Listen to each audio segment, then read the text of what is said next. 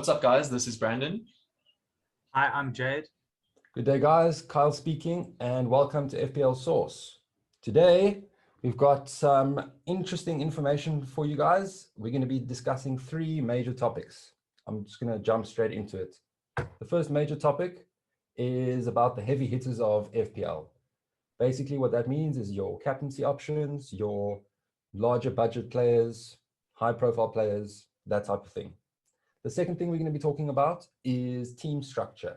What type of formations you guys can go for, what to look out for, and what they represent. And then lastly, I'm going to be discussing how to build a bank. In other words, how to build a squad value. Right, I'm going to get started onto the heavy hitters. So the first question you should be asking yourself is how many? How many heavy hitters can I fit into a budget of 100 million? So basically at the beginning of the season, you're only going to be able to fit maybe 3 max, 2 to 3 max. Otherwise, the rest of your team is going to suffer in terms of too many low budget options. Not balanced. As you progress throughout the season, you stand the chance of actually making money based on your transfer choices. When that occurs, you'll be able to afford 3 to 4 players, but 3 to 4 heavy hitters. But that will progress throughout the season, you'll see. The second question you should be asking yourself is how long? How long should you make a specific transfer for? The answer to that question is a mixture between the form of a specific player, the fixtures, the injuries, not specifically the injuries of that player, but if there's an injury to the team, how will it affect that player? The mixture comes in is when you should sign a player for long term. Say now, for instance, Mo Salah or Kevin De Bruyne. Those should be players that you sign at the beginning of the season and you generally want to leave them in your team, whether they're hitting a run of poor fixtures or whether their form dips slightly. So those are the type of players that you really just want to stick in and forget about. So yeah, keep a healthy balance. That's what this game is about anyway, is just trying to keep a healthy balance. That brings me to my next point, is chopping and changing too often. I've done it, Brandon's done it, Jade's done it, where we sign a really good player. They don't perform in the fixture we want them to perform in, but a player that we skipped over performs. So we quickly make that transfer to that player, and then bam, the very next week, the player that we signed in the initial case does really well. The player we brought into our team does really poorly.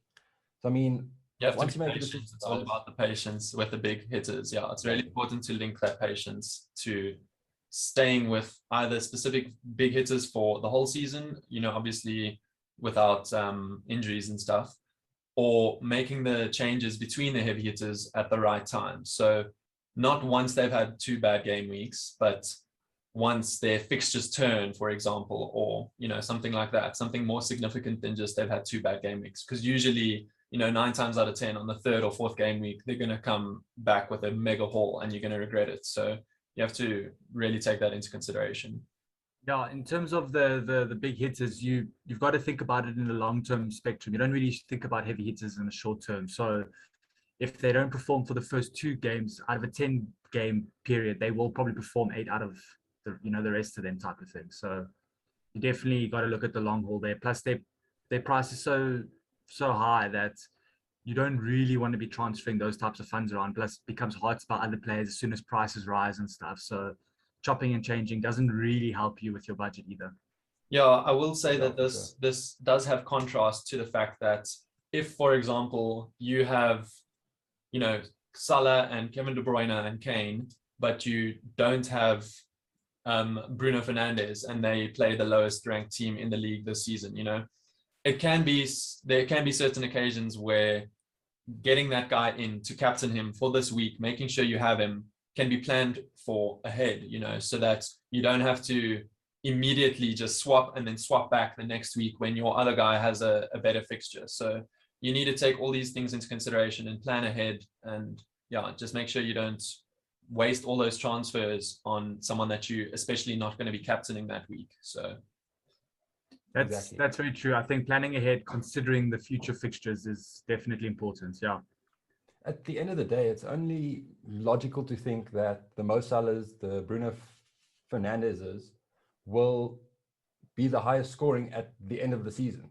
So if you put them in, you're basically banking yourself the highest points possible. So if yeah, it's all about catching like the that. wave of when they get that, those huge mega hauls consecutively, making sure you have the right one at the right time. And not to mention, form and fixtures don't always go hand in hand. Although we like to see them, form is sometimes outweighs fixtures. So it's also something to consider. Very true. For sure. So that brings me into my next point, guys, is how many heavy hitters from a specific team? Because I've always tried to juggle this.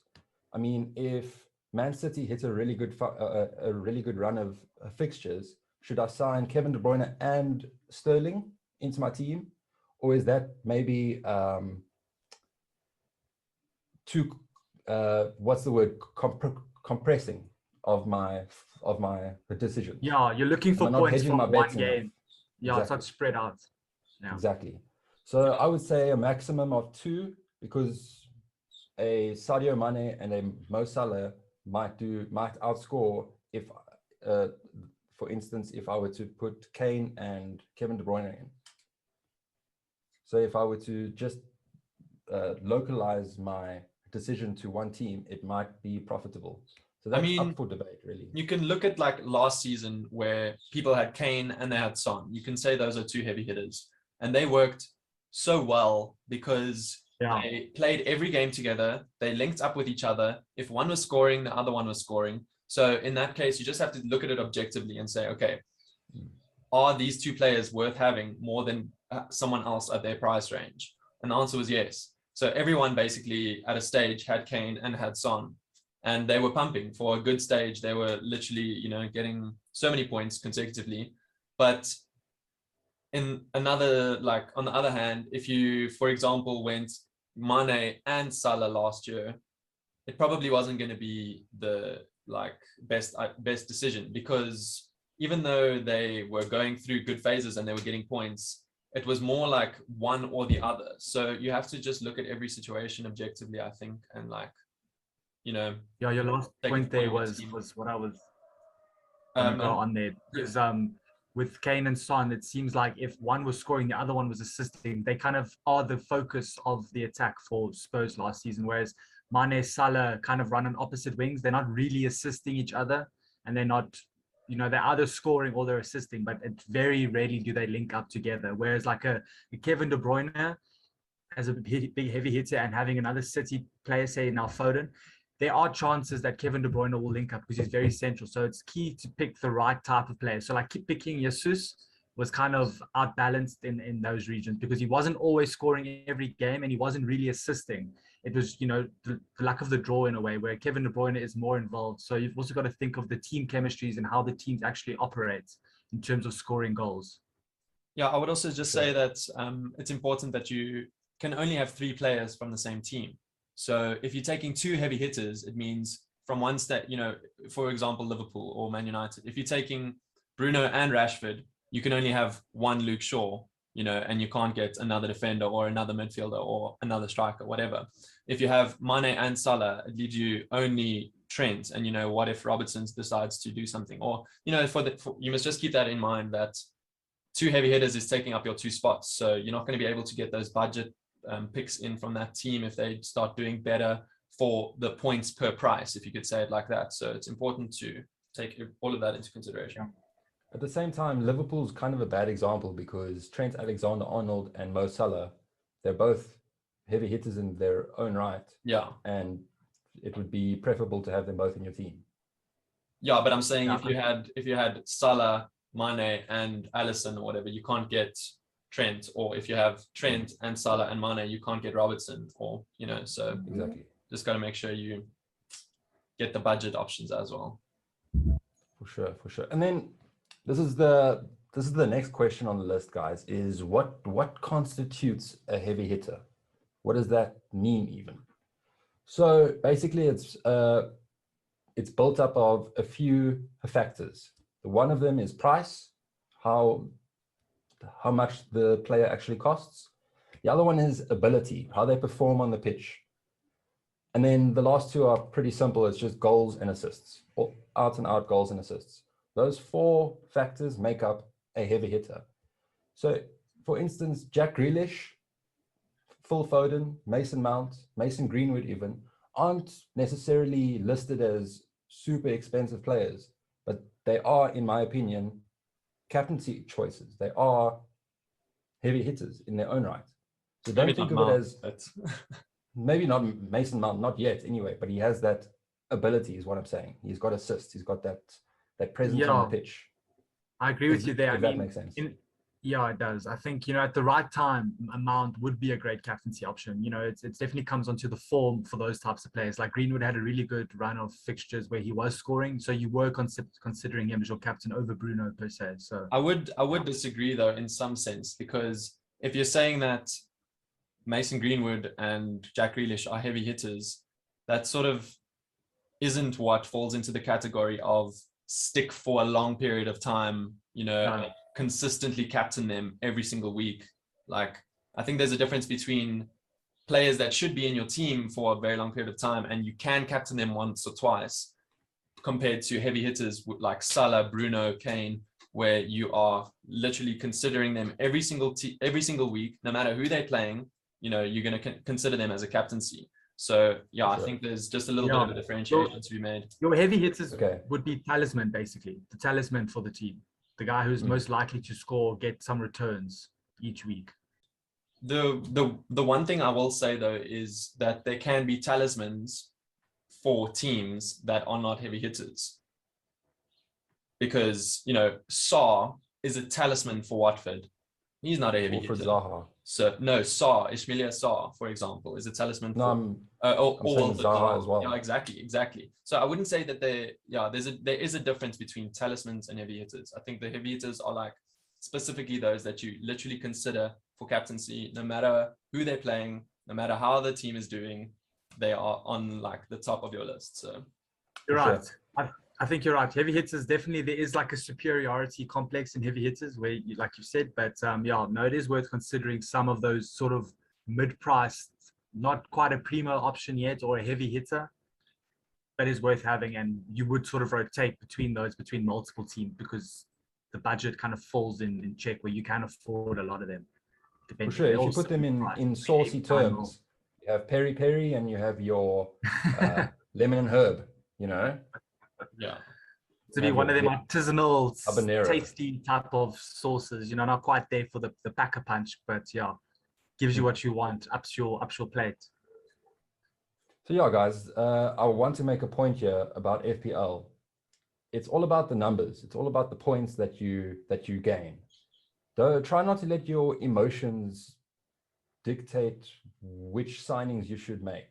For instance, you guys are Man United supporters. I'm a Man City supporter. I don't know how we're friends, but okay. Man City. So the word here is pragmatism. Be pragmatic with your choices. Yeah. Don't let your emotions run. I want to make an example here. Last season, I signed Mo Salah I sold Kevin De Bruyne for Mo Salah. And Mo Salah happened to do really well in those subsequent fixtures, and it profited for me points-wise.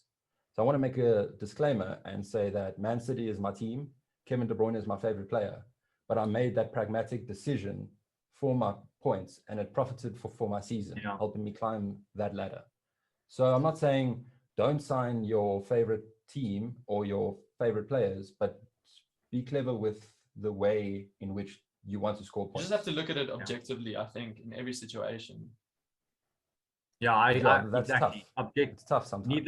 You need to realize what point of the season they're in. I mean, when City's getting ready for that UEFA Champions final last season, and they pretty much had already secured the league, you weren't really seeing them play their heavy hitters week in and week out. There was a lot of rotation. So then it does become more worth it to go to like Liverpool, who were fighting to get into Champions League. You knew Salah was most likely to play all the games finishing that season, and likewise Mane. There was be more pressure on them to perform, and it will probably, well, most likely will pay off, other than trying to hope that KDB starts, doesn't get rested this week or something. Very true. Yeah, no, for sure. So yeah, once you've made your decision, try and stick with it. But don't be blinded by the decision you've already made. So if another player comes around that is going to score more points and is going to be on more form, simply make the switch. Sometimes it's just that easy. So that's end of heavy hitters. Do you guys have anything to add towards heavy hitters, captaincy choices? I think we've covered it all. Well, Covered it. yeah, I mean, in terms of heavy hitters and captaincy choices, yeah, your main scorers, your Salahs, the guys who generally end up at the top of the goal scoring list at the end of the season, trying to compete for a golden boot. Those are the types of players you're looking to sign early on in the season, where before their prices has risen, and hopefully you get the right one at the beginning, so you don't have to change it at some point. But you kind of want to find that player as soon as possible and leave him in your team, regardless of, he's going to start 90% of the fixtures, he's going to get points, and, he's most likely going to be your most preferable captaincy choice as well. So it kind of links up, it always gives you a safety in terms of captaincy. For sure. Right, let's get started with team structure, guys. There's quite a few formations that you could go for. I'm going to speak about the formations starting from defenders, midfielders, all the way to forwards. So if you watch football, you'll know them talk about this all the time. They'll say a 3-5-2, whereas a 4-4-2 will mean a different type of tactical plan throughout the game. So when it comes to your FPL teams, and you want to make a 3-5-2, that means three defenders, 5 midfielders, and 2 forwards. Really? That's more of a what now? No, I was wondering, Really? are we in grade 1 here? Are you telling us? No, I'm just. Don't say. So basically, I must say, in terms of that 3-5-2, it does become quite tricky with a 5-3-2, which your Liverpool's sort of play, where those wing backs are higher up the pitch than lower down the pitch. So exactly, in terms of, especially in terms of Chelsea, they've been struggling to find their dominant sort of starting formation. When they're playing their James and Chilwell on either wing back, it's definitely a 5, and those are more likely to be more attacking than, say, when they play a 4 at the back. Exactly. Those wing backs are more midfielders than what they are in the defense, really. So they'll have like a holding 3 at the back. Anyway, for the FPL team, if you were to have a 3-5-2, that's more of a midfielder, a centralized team, which is a good thing because midfielders score 1 clean sheet point. They score most assists in the game, not to mention the amounts of goals that come out of the midfield is actually rivaling that of the forwards. So having a midfield centralized team is probably a good idea. Exactly. I think having a really low budget forward and trying to get another extra midfielder who's more valuable and possibly going to score more is definitely worthwhile in terms of FPL, because like you say, they've got more ways to get points, and plus they do outscore forwards in terms of goals scored and assists. They get more an extra point compared to them. So yeah, I was going to say, valuable. like, I think everyone has their preference depending on the season and depending on your play style. Like you can either go defensive orientated, where you have 5 rotatable defenders. You can sit 2 on the bench every week, depending on their fixtures, and play the other 3, and then keep rotating them. But that means that your bench is going to take up more, like, of the money that's going into your starting 11. So there's the people which I'm more close, like, where you buy bench fodder for your 8th attacker. So either your forward or your midfielder is going to be complete bench fodder. He never plays unless there's like a substitution, automatic substitution. Then you buy 1 bench fodder defender, and you buy 1 rotatable defender. So you basically have 4 rotating defenders. So that way you're pumping as much money as you can into the starting 11. So I think that's technically how I play. There's obviously, it means that you have a weak bench though. So if you get non-starters that week, then you're not really going to have points coming into your team that week. But yeah, I think it's just all about the play style. And I just want to add that the keepers are also, you could like fall under the same category. So you can either have, it's a stupid move to have 2 premium keepers that rotate every week, because then you're wasting 12 million on just your keepers. Yeah.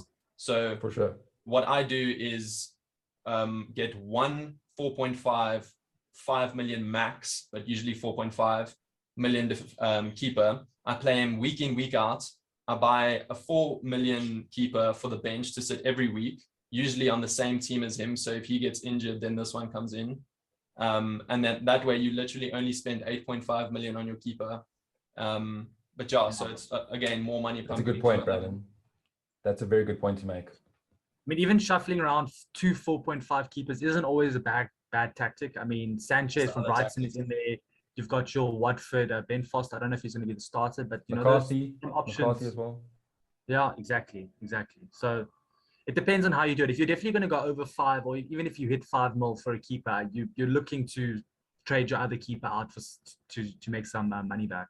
You're not going to go and get another 4.5 or a 4.8 or anything in that. Yeah, there is the rotating 4.5s, I think, is probably my second favorite strategy, although I have been burnt by it in the past, because you think, okay, this week Burnley's not going to keep a clean sheet versus Chelsea, so I'm going to play Martinez because he's playing, for example, whatever, easy team. Southampton. So whatever. So he has obviously the better fixture. So I rotate, and then what happens? You get one of them on your bench with 12 points, and you get a 2-pointer in your starting 11. So I just take out the decision, take out the need to make a decision. So don't let yourself have extra decisions to make. You have one keeper playing. Yeah, that's how I like to play. It's Obviously, true. I'm not saying that's how you play, but it's just my opinion. Yeah, I was burnt the same with Meslier. He had a really, really good season there for Leeds. Those penalty saves that he managed to get randomly in big games, that helps the keeper out a lot. Whether he gets the clean sheet or not, those points come in and it really changes your week around. Yeah, Martinez was the sung hero of last season. Wow. In terms of the full season, 100%. I loved it. I want to bring up the point that your formation will change throughout the season based on injuries and transfers and automatic substitutions into your team. Because if you sign Kevin De Bruyne, chances are he's not going to play every single game. Put him in your team anyway, but he might just be auto-subbed. So make preparations on your bench for that. Yeah. And we're on to the last segment, guys. How to build a bank, or how to build a good squad value. So I'm going to tell you a little bit about how it works. It's like trading, basically. You buy low and you sell high. That's Forex. So we're turning into a Forex channel. Bitcoin, crypto. So guys, you can basically keep up to date with any and all price rises or price falls with a simple Google search. There's also a plethora of Twitter accounts you can go and look on. Yeah, so FPL Statistics is the OG, and there's Fantasy Football Fix, who gives the free price changes. Those are the two most. So how the price changes work is that they're determined by how many transfers in or out a specific player would have. So it's all FPL based. So if 150,000 of us decide to sign Mo Salah, or 50,000 of us decide to sign Sadio Mane, Mo Salah will obviously go up that incremental bit more. The maximum amount of price change that a specific player can have in a week is 0.3 million either side. So they can either go minus 0.3 million or plus 0.3 million. So keep that in mind when you want to make money. In the transfers tab on the actual FPL account, you'll be able to see what your selling price is for your specific player. But that selling price won't necessarily correlate with the buying price of that player. So that buying price is the number you'll see in your squad value, whereas the selling price will be in the transfers tab. Just to make sure, you guys must. So if I can sort of explain it quickly, how just the buying versus selling price works.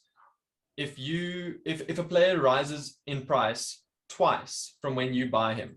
So say you get Salah for 12 million and he rises to 12.2 million and you own him this whole time. Then when you go to sell, you can sell him for 0.1 more. So not 0.2. So it's always half of what, the increment has increased by. So it must be said that it works with even and odd numbers. So if it goes up, for example, to 12.3, you're still going to sell him for 12.1 because it hasn't reached the next even number yet. So it hasn't reached the next time that you can gain one increment. So that is pretty complicated for newbies. So I would just take a second to understand that fully before you start planning. It catches you out. Yeah, it catches you out when you're trying to chop and change players too often that are rising. You can sell. Oh my god, my first exactly. Because you try. Yeah, you think you can get the player back easily, and then you realize you're now out of budget to get the player back. Just got to watch out. The worst is when you're 0.1 million away from doing your plan, and then you have to do a contingency plan, which is just horrible. That gets me. It's always good to actually, when you get to mid-season, to start collecting money in the bank. Don't use up all your funds on players that are in your team. Don't have a zero bank. That 0.3, 0.5 might just make the difference between you getting your player that you want back in if you've traded him, or getting someone else anyway. But it's good to just keep that in mind. Indeed. And then for the last point I want to make, guys, is that when you play a wild card, you get 2 per season. When you play a wild card, your squad value is going to decrease. So just keep that in mind when you're doing your calculations of who you can afford, who you can't afford. Be careful. I've been bitten in the bum. Everyone's been bitten in the bum. Be careful. Yeah, it's not necessarily only the wild card. It's basically just any transfers you do, your squad value is going to decrease because those extra floating 0.1s that haven't been turned into actual profit yet on your players are going to disappear from your squad value. So if you do a transfer and you've gained 0.4 million on, for example, Calvert-Lewin by the time you sell him, which means obviously he's risen in 0.8, then when you sell him, your squad value is going to drop by 0.4 because you don't have any of that extra money that it's risen, but it hasn't given you, but it does attribute to your squad value. So obviously when you transfer him out, it's going to change and it's probably going to surprise you. So it's just something to keep in mind. Don't feel hard done by. Anyway, that is it for my info for today. I just want to add one more thing, when there are international breaks, it's important that you know that even though you have 2 weeks of transfers to potentially gain money on, so a lot of people wildcard at the start of the international breaks because they quickly get all the players in that they know are going to be bought that week. They rise in price, or they think they're going to rise in price because they have 2 weeks, which is double the time that you usually have. It rises in price, but then the FPL website is smart though. They know that this is going to happen. So they change the algorithm for the price influx. So to lower it. So that means more people have to transfer him in for the price to rise the same amount.